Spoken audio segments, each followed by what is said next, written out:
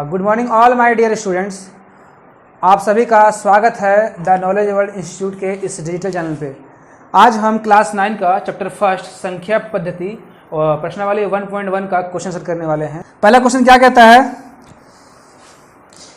क्या शून्य एक परिमेय संख्या है? क्या इसे आप p बाई क्यू के रूप में लिख सकते हैं? p और q पूर्णांक है और q बराबर 0 नहीं है।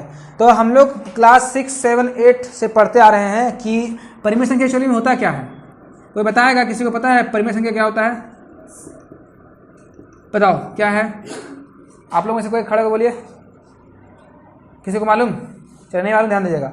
परिमेय संख्या का मतलब होता है एक अंश एक हर। अंश में आपका p और हर में q होता है, यानी कि ये आपका अंश पोर्शन है और ये आपका हर है। अंश और हर में एक कहानी यही है कि देखो p को हम लोग है सो 0 के फॉर्म में लिख सकते हैं, बट q को नहीं।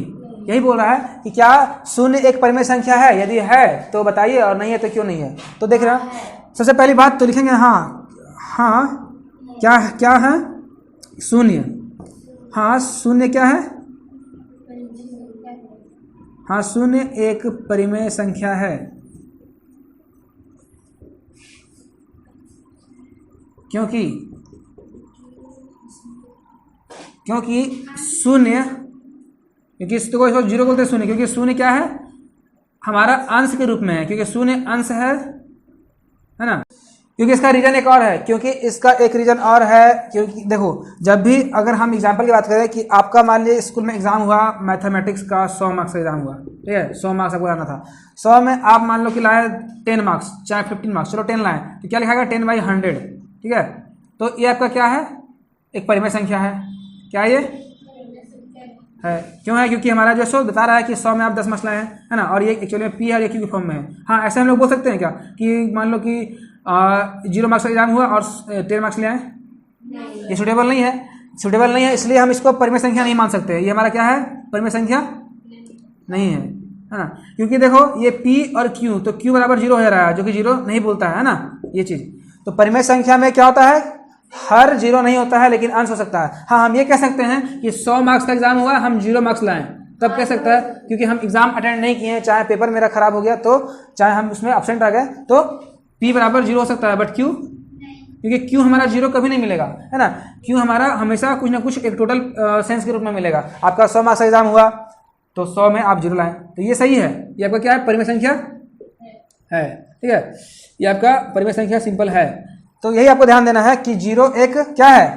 शून्य एक परिमेय संख्या है, क्योंकि यह अंश है ना। अगर यह हर होता अगर यह हर में होता तो परिमेय संख्या नहीं होता।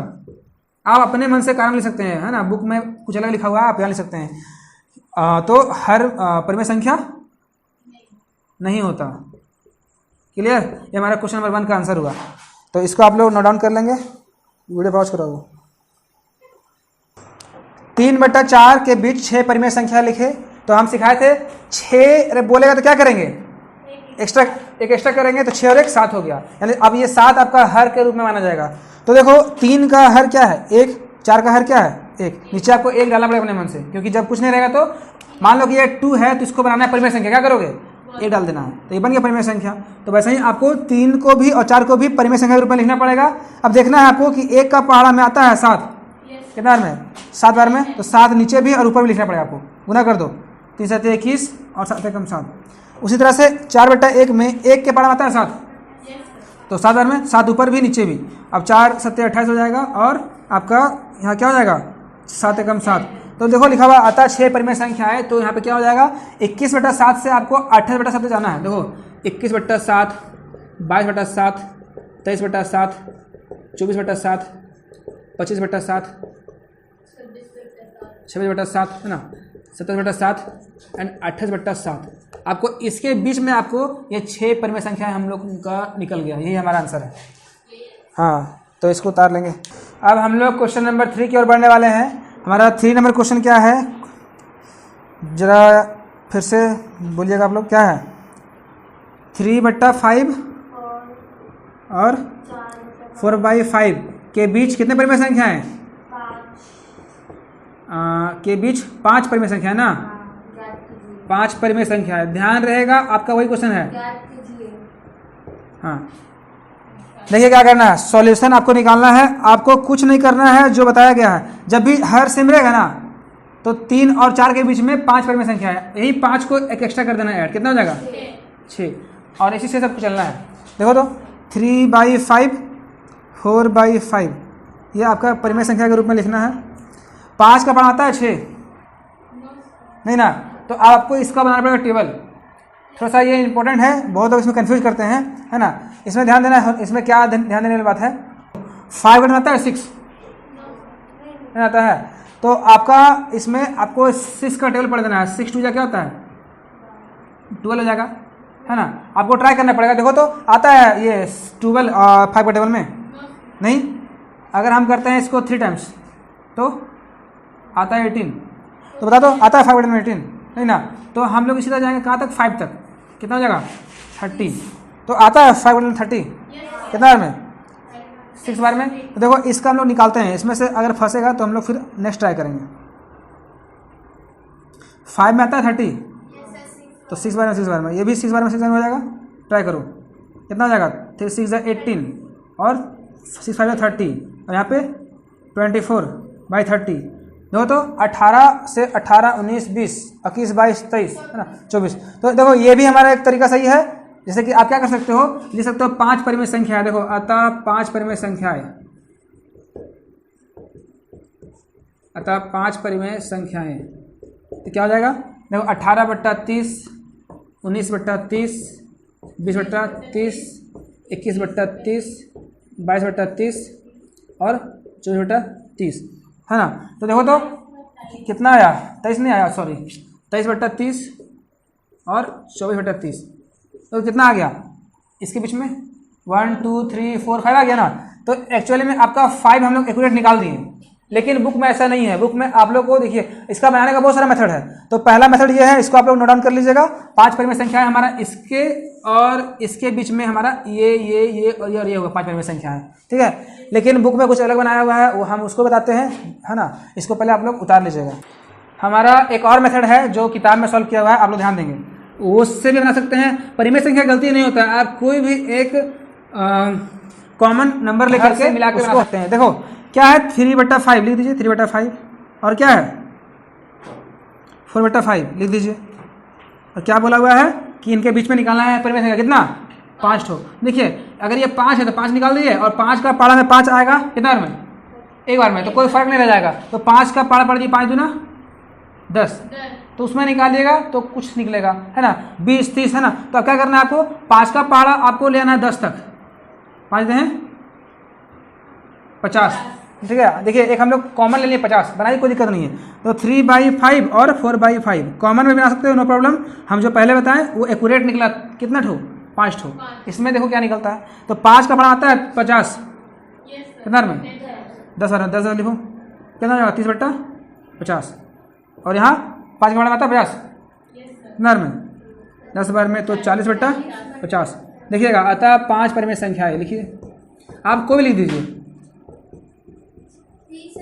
हाँ आपको क्या करना है कि 30/50 के बीच से 40/50 बीच में कोई भी लिख देना है, लिखिए। तो देखो 30/50 को हम लोग लेंगे नहीं, बस लिख देना है, ठीक है। ये इसको छोड़ करके 31/50 हो जाएगा, एक ठो 32/50 आ जाएगा, 33/50 आ जाएगा, 34/50 आ जाएगा और 35/50 आ जाएगा और 36/50 आ जाएगा। आगे लिखने से मतलब नहीं है हमको, आप चाहे तो लिख सकते हो। देखो 36/50 हो गया, 37/50, 38/50, 39/50 और 40/50। तो हमको देखो यहाँ करीब इसके बीच में हमको 10 को मिल गया, है ना। 1 2 3 4 5 6 7 8 9 नोट हो गया ना, करीब 9 निकल गया है। तो आपको इतने चाहिए, आप इसमें से कोई भी 5 निकाल लीजिए। तो हम एक ये निकाल लेंगे, एक ये निकाल लीजिए, चाहे एक ये निकाल लीजिए, चाहे एक ये निकाल लीजिए, एक ये निकाल लीजिए, जो भी मन करे निकाल लीजिए, ठीक है। तो ये आपका दूसरा मेथड था, यानी 5 बोलेगा तो 5 का पाड़ा में 10 से गुना कर देना है, यानी कि वही 5 दूना ये 5 दें 50। आपको ये 50 को कॉमन मान के 5 का पाड़ा से मिला करके कोई भी लिख दीजिए, तो आपका बुक गलत नहीं होता है इसमें, है ना। इसमें आपका परिमेय संख्या गलत नहीं होता है, बस एक कॉमन मिलना चाहिए यहाँ पे जो इसका टेबल आता है, क्लियर। तो हम पहले बताएं, उसका कुछ अलग आंसर था, इसका कुछ अलग आंसर है। तो बुक में आपका 31/50 32/50 करके दिया आंसर, है ना। आप लोग अपने अकॉर्डिंग बनाइए, कभी गलती नहीं होता है ये, है ना।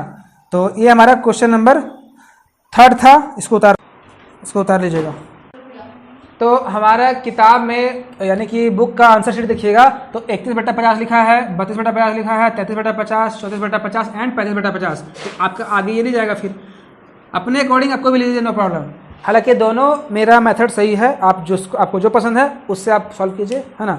इसी तरह से हम लोग क्वेश्चन नंबर 4 चलने वाले हैं, जो ट्रू फॉल्स पे है, सत्य और असत्य देखना है। पहला क्वेश्चन क्या है कि प्रत्येक प्राकृत संख्या एक पूर्ण संख्या हो सकती है। प्राकृत संख्या में क्या होता है पता है? 1 2 3 4 5 6 डॉट डॉट डॉट, है ना, अनंत तक, है ना। अनंत मतलब कभी खत्म नहीं होता है। तो आपका बोला जा रहा है कि आप प्रत्येक प्राकृत संख्या पूर्ण संख्या हो सकती है, तो हाँ हो सकती है। क्यों? क्योंकि देखो ये पूर्ण संख्या अभी माइनस में नहीं होता है, ये माइनस में है क्या? नहीं ना, तो इसको ले देना हाँ सिंपली, यानी कि सत्य में आ जाएगा। इसका आंसर सत्य लिख दिएगा, ठीक है। क्वेश्चन नंबर बी में क्या है कि प्रत्येक पूर्णांक एक पूर्ण संख्या हो सकती है, तो ये असत्य है। क्यों? क्योंकि देखिए प्रत्येक पूर्णांक एक पूर्ण संख्या नहीं हो सकती है, क्योंकि देखो माइनस का क्वेश्चन बात किया जाए, अगर ऋणात्मक संख्या है लाइक -2 -1 -2 -3, ये सब आपका है सब पूर्ण संख्या नहीं होता है, इसलिए हम लोग का क्या हो जाएगा? असत्य। ये आपका माइनस वाला क्वेश्चन हमेशा पूर्ण नहीं होता है, इसलिए असत्य इसका आंसर, ठीक है। 3rd number question number C, प्रत्येक परिमेय संख्या एक पूर्ण संख्या हो सकती है, तो नहीं, प्रत्येक पूर्ण संख्या एक परिमेय संख्या नहीं हो सकती है। जैसे कि मान लो 1/2 एक परिमेय संख्या है, एक परिमेय संख्या है, लेकिन यह पूर्ण संख्या नहीं है, पूर्ण संख्या नहीं है, इसलिए हमारा क्या हो जाएगा? यह भी हो जाएगा असत्य। इसी तरह से हमारा 1.1 ये वास्तविक संख्या क्लास 9 1.1 खत्म होता है। इसको आप लोग बढ़िया से समझ के बना लीजिए कॉपी में।